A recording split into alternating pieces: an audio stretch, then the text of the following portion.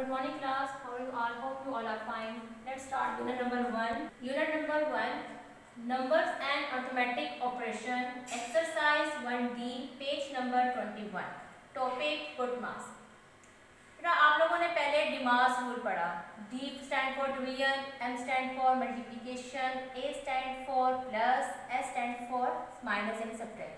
अब B O में क्या है, ब्रैकेट्स ऑफ डिमास रूल, यानी कि अब डिमास रूल में ब्रैकेट जो है उसको इंक्लूड किया जाएगा. अब ब्रैकेट्स जो है वो क्या है, 3 टाइप्स की होती हैं.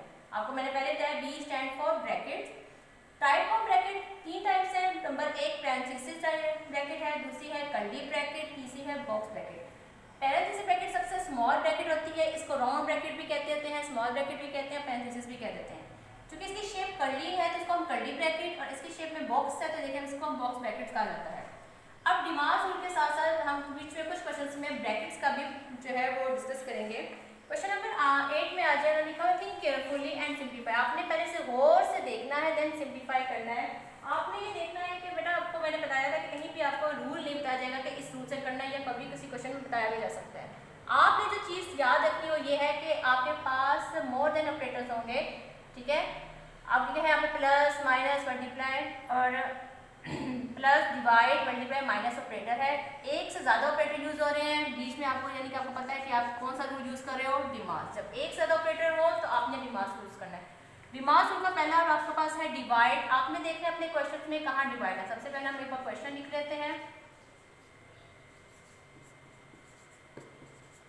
आपने देखा डिवाइड ये है, तो आपने डिवाइड के लेफ्ट और राइट के दोनों वैल्यू को कंबाइन किया. आपने देखना क्या है, रफ वर्क में आप इसे डिवाइड करें, डिवाइडेंड, और जो आपके पास डिवाइड के बाद आता है उसको हम डिवाइजर कहते हैं. आपने देखना कि 8 के टेबल में 24 कहाँ आता है. 8 के टेबल के 3 में. बेटा अगर जब तक आपको टेबल नहीं आएंगे, ये क्वेश्चन नहीं आएंगे, अगर आपके पास टेबल की कमांड है, क्वेश्चन चाहे जो मर्जी आ जाए, जिस तरह मर्जी आ जाए, आप लोग ईजीएस्ट तरीके से कर सकते हैं.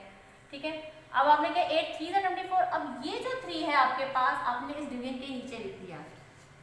ठीक है, अब इसके नीचे तो आपके पास ये 3 आ गया. जो बाकी की रिमेनिंग वैल्यूज थी जो आपके पास ये थी, वो आपने एज इट इज नीचे उतार देनी है. जब चेंज किसमें आई, जो आपने काम ऑपरेटर का सबसे पहले किया, जिस ऑपरेटर का काम सबसे पहले करेंगे उसी के नीचे वाला बाकी की वैल्यू लिख देंगे.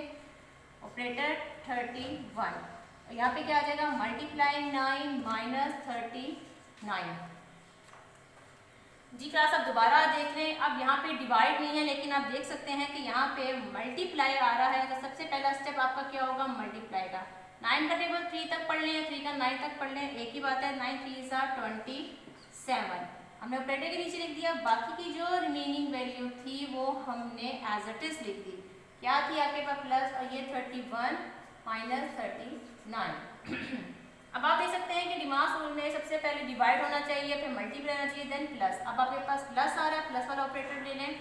ठीक है, अपने रफ वर्क में प्लस करें दोनों को तो क्या आ जाएगा, 7 और 8 3 में और 2 प्लस किया 5, 58 आपके पास आंसर आता है. आपने 58 लिखा और बाकी की remaining value as it is. एक ही ऑपरेटर यूज हो रहा है वो है माइनस का. अब हम सिंपल 58 और 39 को माइनस कर दें. यहाँ से कह रही है 18, ये आपके पास क्या बच गया 4. 18 में से 9 माइनस किया 9, 4 में से 3 माइनस किया 1. आपके पास आंसर क्या आ जाता है 19. ठीक है, और जो इसमें सबसे मोस्ट इंपॉर्टेंट चीज़ है वो है इक्वल. बेटा इक्वल नहीं भूलना. हर लाइन में हर एक इक्वल का 0.5 मार्क्स होता है, वरना हर लाइन से आपका 1.5 मार्क्स रिजेक्ट होता जाएगा अगर आप इक्वल नहीं लगाएंगे. अब आप आ जाए क्वेश्चन नंबर 9 की तरफ. Copy and complete this. आप देखना है कि आपको 2 तरीके चाहिए. आपके पास होना है मोर देन ऑपरेटर है. ठीक है, तो आपके पास कौन सा रूल शुरू रहेगा, डिमास. अगर उस क्वेश्चंस में ब्रैकेट भी है तो यानी कि आप कौन सा रूल यूज कर रहे हो, ब्रूट मास. ठीक है, ब्रूट मास में 3 तरह की ब्रैकेट मैंने आपको बताई थी, पैरेंथेसिस, कर्ली ब्रैकेट और बॉक्स ब्रैकेट. अब आपके पास सिर्फ ये वाली ब्रैकेट यूज हो गया. तो बेटा सबसे पहला स्टेप क्या होता है कि सबसे पहले आपने ब्रैकेट सॉल्व करनी है, उसके बाद आपने डिवाइड, मल्टीप्लाई, प्लस, सब्ट्रैक्ट. अब जब आप ब्रैकेट का करेंगे तो ब्रैकेट के अंदर चाहे जो मर्जी ऑपरेटर हो, चाहे वो प्लस का हो, मल्टीप्लाई का हो, डिवाइड का हो, कोई भी ऑपरेटर हो, आपने जस्ट ब्रैकेट पहले सॉल्व करनी है. तो सबसे पहला सॉल्व करने का जो स्टेप है वो क्या है, ब्रैकेट का. अंदर हमने नहीं देखना कि पहले डिवाइड हो जाए, अंदर कुछ भी आ सकता है, बस सॉल्व आपकी पहले ब्रैकेट होनी चाहिए. तो 7 3 21. अब आपकी ब्रैकेट सॉल्व हो चुकी है. बाकी की जो भी रिमेनिंग वैल्यू है वो आप एज इट इज लिख दें. अब 21 में 12 प्लस करते हैं, क्या आता है आपके पास 2 और 1 3 और 2 और 1 3, 33 आपके पास तो आंसर आ जाएगा। आपने इसका आंसर लिख दिया 33 और इक्वल जो है आपके पास मोस्ट इंपॉर्टेंट है। क्वेश्चन नंबर 10 सिंप्लीफाई, सेम वही क्वेश्चन है बेटा। अब आपने ये देखना है कि आपके पास एक से ज़्यादा ऑपरेटर यूज हो रहे हैं, इट्स मीन कि आपके पास डिमास रूल है, लेकिन साथ बेटा ब्रैकेट भी यूज हो रही है, तो इसका मतलब क्या हो जाएगा बुटमास ब्रैकेट्स ऑफ डिमास रूल की। तो सबसे पहले आपने क्या करनी है ब्रैकेट यूज। सबसे पहले ब्रैकेट को देखेंगे, उसके आगे पीछे जैसे जो भी होगा उसको एज इट इज लिखेंगे और ब्रैकेट के अंदर कोई भी ऑपरेटर आ जाए, चाहे वो प्लस का, मल्टीप्लाई का, डिवाइड का हो, आपने उसे सोल्व करना है। ठीक है, फर्स्ट स्टेप क्या है आपका ब्रैकेट का। तो 8 में से 1 माइनस करें तो आपके पास क्या आंसर आता है 7। अब आपके पास यहाँ ब्रैकेट सॉल्व हो गई है। अब आपके पास जो रिमेनिंग वैल्यूज थी, जो कि आपके पास ये वाली वैल्यू रिमेनिंग थी, उन्हें आपने लिख दिया। अब 5 का टेबल 7 तक पढ़े, हमें पता है क्या आता है आंसर 35। ये आपके पास सिंपल आंसर है। ब्रैकेट आपके पास मोस्ट इंपॉर्टेंट है बेटा। तमाम क्वेश्चन जो है क्वेश्चन नंबर 4 से लेके क्वेश्चन नंबर 10 तक एक ही मेथड यूज हो रहा है, इसमें किसी किस्म का कोई और मेथड यूज नहीं हो रहा। बस आप लोगों ने ध्यान से करके सारे क्वेश्चंस को इसी तरह कर लेना है। आप लोगों ने बस इस रूल को फोकस करना है कि आपने पहले कौन सा करना है, देन आपको कोई भी क्वेश्चन दे दें, किसी तरह का भी क्वेश्चन दे दें, कहीं से भी उठा के दे दें, आप लोग इजीली सॉल्व कर सकते हैं।